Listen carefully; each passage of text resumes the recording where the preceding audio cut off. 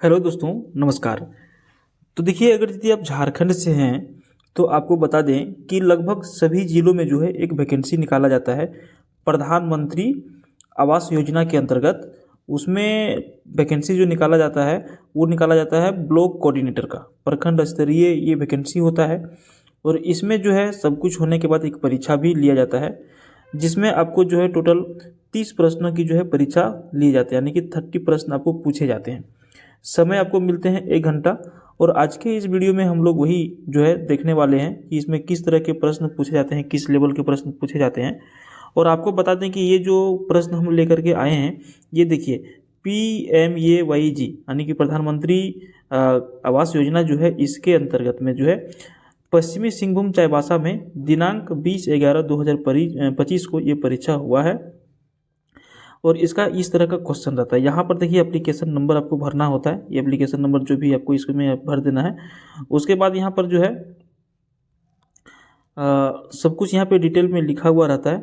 तो OMR sheet पर ये परीक्षा जो है आपका ऑफलाइन होता है और इसमें नेगेटिव मार्किंग नहीं होती है। क्या होती है? नेगेटिव मार्किंग नहीं होती है। कुछ इसमें नोटिफिकेशन दिए रहते हैं कि अपना आवेदन संख्या को OMR उत्तर पत्रक पर सावधानी पूर्वक लिखें तथा उचित स्थान पर अपना हस्ताक्षर करें। 30 अंकों का प्रश्न होगा।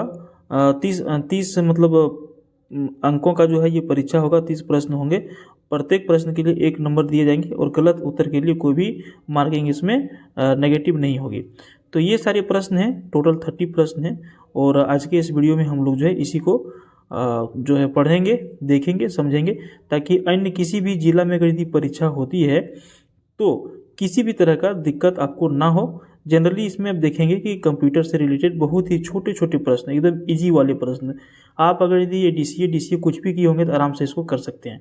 पहला प्रश्न से देखिए हम लोग स्टार्ट कर लेते हैं, इसको हम हटा लेते हैं। देखिए पहला प्रश्न में यहाँ भाई साहब क्या बोल रहे हैं, शॉर्टकट टू सेलेक्ट ऑल। अब मान के चलिए कोई भी प्रोग्राम को आप ओपन किए हैं, MS वर्ड, MS एक्सेल, कुछ भी किए हैं, उसमें से आपको सभी चीज़ों को एक साथ में सेलेक्ट करना है, ठीक है। तो उसके लिए आपको शॉर्टकट बताना है कि आप कौन सा बटन से किसके साथ में क्या बटन प्रेस करेंगे कि वो आपका सेलेक्ट ऑल हो जाए। तो बहुत ही आसान है, कंट्रोल ये इसका बिल्कुल सही हो जाएगा। कंट्रोल के साथ में हम लोग ये प्रेस करते हैं तो ये ऑल सेलेक्ट हो जाता है, ठीक है। दूसरा प्रश्न देखिए, दूसरा प्रश्न में क्या पूछ रहा है कि PPT इज यूज्ड फॉर। तो देखिए PPT का पूरा नाम जो होता है पावर पॉइंट प्रेजेंटेशन, ठीक है। और ये जनरली हम लोग किस में प्रयोग करते हैं, तो हम लोग करते हैं प्रेजेंटेशन में। जैसे बहुत सारे फोटो बना लेते हैं और उसमें PPT हम लोग लगा देते हैं, वो फोटो ऑटोमेटिक बढ़ते रहता है, उसके बारे में हम लोग बताते रहते हैं, पढ़ते रहते हैं। तो PPT का मतलब हो गया प्रेजेंटेशन से संबंधित है। उसके बाद 3 नंबर में है note a storage device. 4 device है, pen drive, monitor, hard disk और CD। इसमें से कौन सा एक डिवाइस है जो स्टोरेज के लिए प्रयोग में नहीं आता है? तो भैया स्टोरेज के लिए हम लोग मॉनिटर को प्रयोग में नहीं लाते हैं। मॉनिटर जो है ये आउटपुट डिवाइस है, इसमें स्टोरेज नहीं कर सकते। पेन ड्राइव हम लोग स्टोरेज कर लेते हैं, हार्ड डिस्क में कर लेते हैं, CD में कर लेते हैं, लेकिन हम लोग जो है मॉनिटर में नहीं करते हैं। 4 नंबर प्रश्न में देखिए कीबोर्ड ईजिए। अब कीबोर्ड जो है वो क्या है? 4 ऑप्शन है, 4 ऑप्शन हम लोग और पढ़ लेते हैं। कीबोर्ड जो है स्टोरेज डिवाइस है, कीबोर्ड प्रोसेसिंग डिवाइस है, कीबोर्ड इनपुट डिवाइस है, या फिर कीबोर्ड आउटपुट डिवाइस है। 4 नंबर का बहुत ही आसान सवाल है।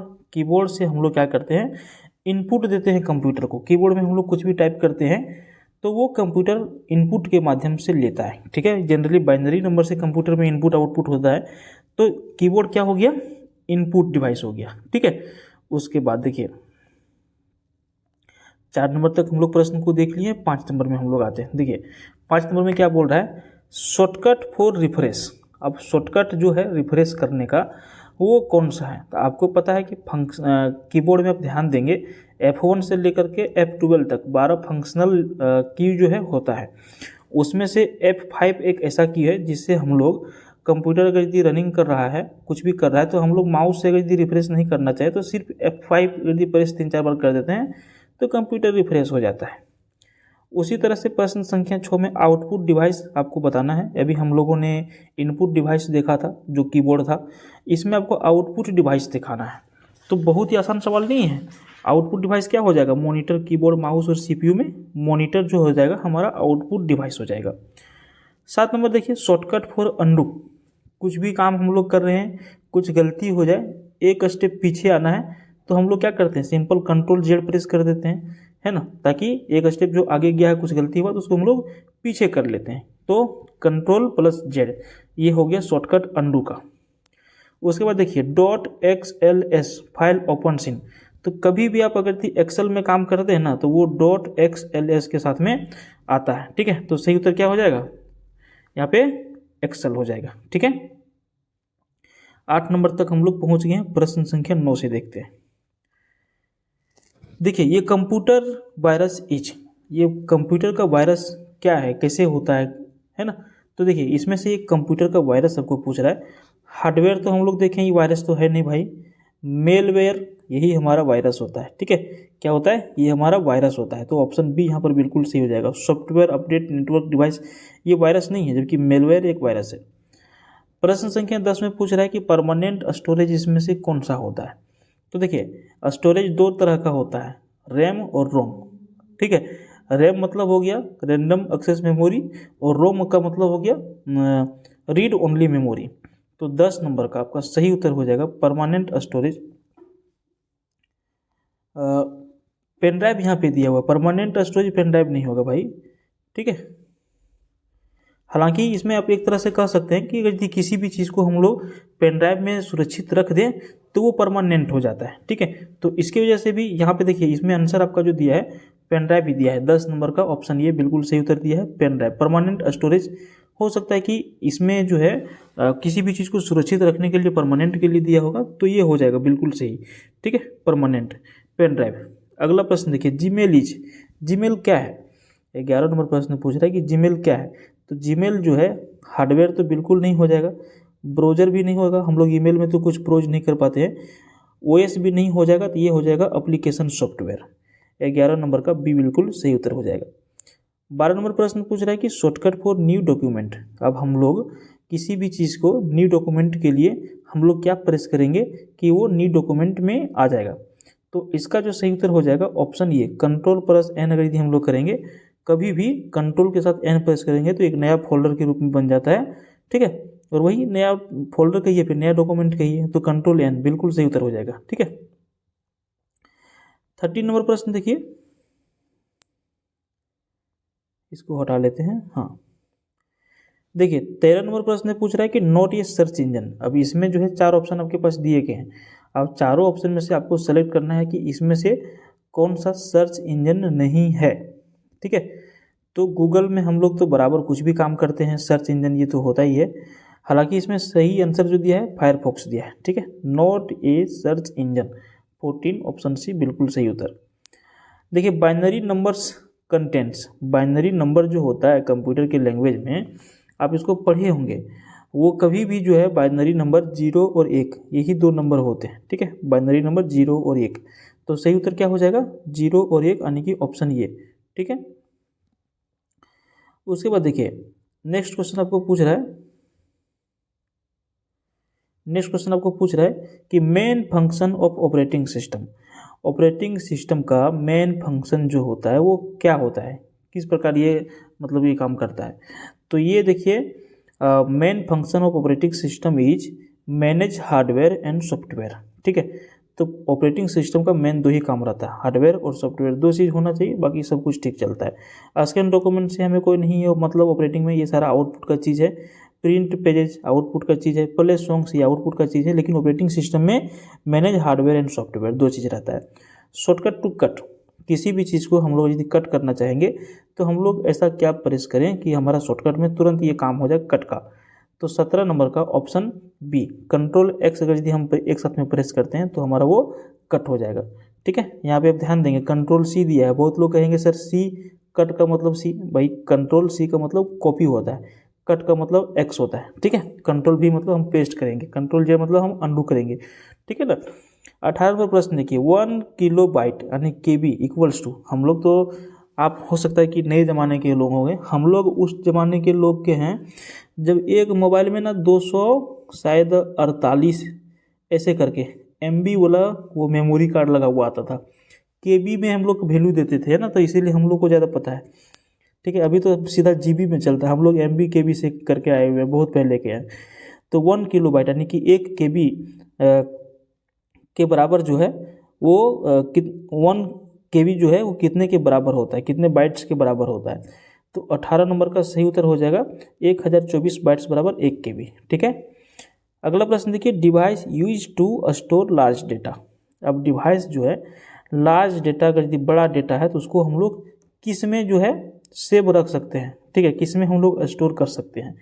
सी हो जाएगा बिल्कुल सही, हार्ड डिस्क। बाकी ये स्पीकर का हमारा तो कोई काम है नहीं, कीबोर्ड माउस का कोई काम है नहीं, तो डिवाइस में अगर यदि कुछ भी डेटा हम लोग को स्टोर करना होगा तो हार्ड डिस्क में कर सकते हैं लार्ज डेटा को। ठीक है।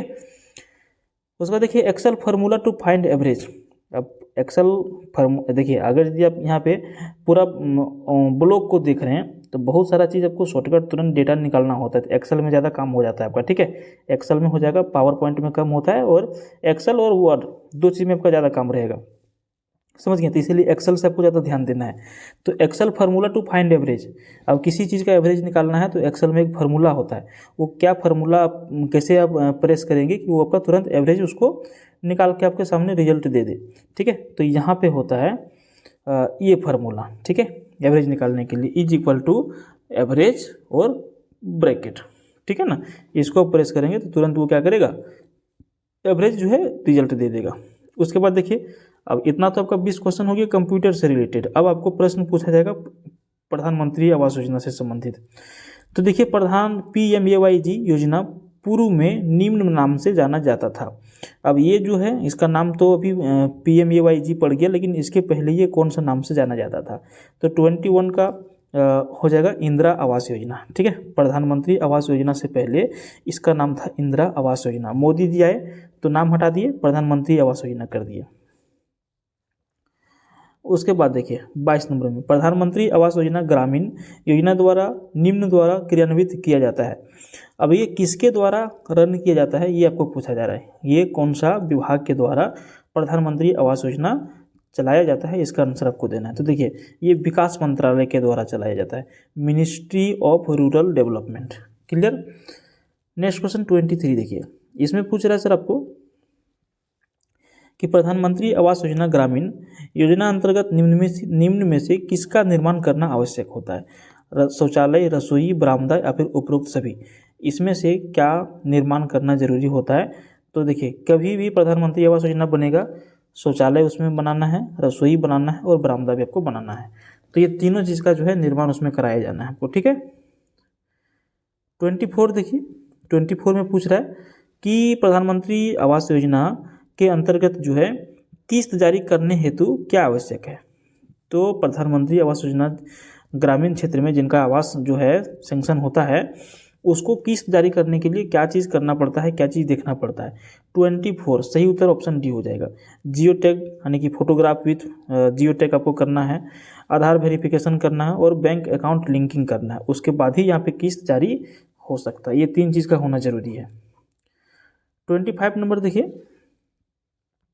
इसमें आपसे पूछ रहा है कि प्रधानमंत्री आवास योजना अंतर्गत जियो टैगिंग हेतु किसका उपयोग किया जाता है। तो इसमें जो है एप्लीकेशन का नाम दिया गया है 4, और इसमें से जो आप प्रयोग करते हैं वो आवास ऐप का प्रयोग करते हैं। इसका नाम क्या है, आवास ऐप, जो प्रधानमंत्री आवास योजना के लिए जियो टैगिंग में काम में आता है। क्या नाम है इसका, आवास ऐप। ठीक है।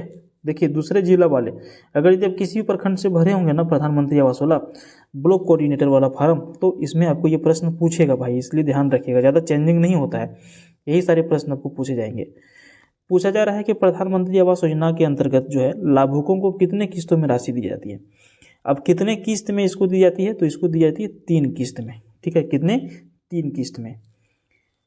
27 देखिए, इसमें सर आपको पूछा जा रहा है कि प्रधानमंत्री आवास योजना ग्रामीण के अंतर्गत जो है अंतर्गत आंकड़ों कौन सा MIS पोर्टल जो है संचालित करता है। इसका जो आंकड़ा जो शो करता है, विच MIS पोर्टल मैनेजेज प्रधानमंत्री आवास योजना ग्रामीण डाटा।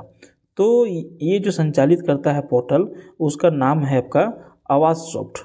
ठीक है, आवास सॉफ्ट यही सारा संचालन करता है।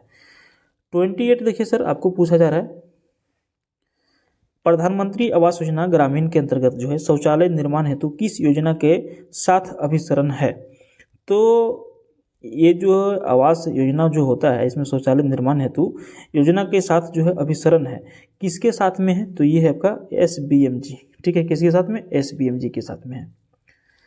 29 देखिए, इसमें पूछ रहा है कि प्रधानमंत्री आवास योजना के अंतर्गत जो है आवास निर्माण हेतु मजदूरी भुगतान के लिए किस योजना के साथ अभिसरण है? तो इसका सही उत्तर जो आपका हो जाएगा, मनरेगा के अंतर्गत ये सारा काम को करवाया जाता है। किसके अंतर्गत करवाया जाता है? मनरेगा के अंतर्गत करवाया जाता है। ठीक है, महात्मा गांधी नेशनल रोजगार गारंटी एक्ट, इस तरह से कुछ होता है इसका पूरा नाम, आपको पता होगा। उसके बाद देखिए यहाँ पे वीडियो का जो अंतिम सवाल है, इसमें पूछा जा रहा है कि प्रधानमंत्री आवास योजना ग्रामीण के अंतर्गत जो है आवास लाभ प्राप्त करने हेतु निम्न में से किसकी अनुपलब्धता लाभुक को स्वच्छ प्राथमिकता मिलती है? तो सही उत्तर इसका हो जाएगा पक्का घर। ठीक है, इसके अंतर्गत लाभुक को क्या मिलता है? पक्का घर मिलता है, जिसके पास नहीं होना चाहिए। In PMAYG households without which item get highest priority. अच्छा, हिंदी में थोड़ा सा भाई समझने में दिक्कत होता है, माने कि 4 चीज़ में से ऐसा क्या कस्टमर के पास नहीं होना चाहिए जिससे कि ये लाभ में वंचित हो जाए? तो पक्का घर अगर यदि पहले से है तो उनको ये आवास योजना नहीं मिलता है। इनका प्रश्न में यही कहना है। तो फ्रेंड्स, इस वीडियो में हम लोगों ने जो है टोटल 30 प्रश्न को क्लियर किया। अगर यदि आप भी किसी भी ब्लॉक से, किसी भी जिला से ये फार्म भरे हैं प्रधानमंत्री आवास योजना के अंतर्गत ब्लॉक कोऑर्डिनेटर का, तो ये वीडियो आपके लिए इम्पोर्टेंट था। और भी इस तरह का कुछ वीडियो हम लाने का प्रयास करेंगे। आप इसको सिर्फ और सिर्फ जो है अपने किसी ग्रुप में इसको शेयर कर दीजिए। हम आपसे इतना ही रिक्वेस्ट करेंगे, और एक बार इसको लाइक कर दीजिए। धन्यवाद फ्रेंड्स। चलिए।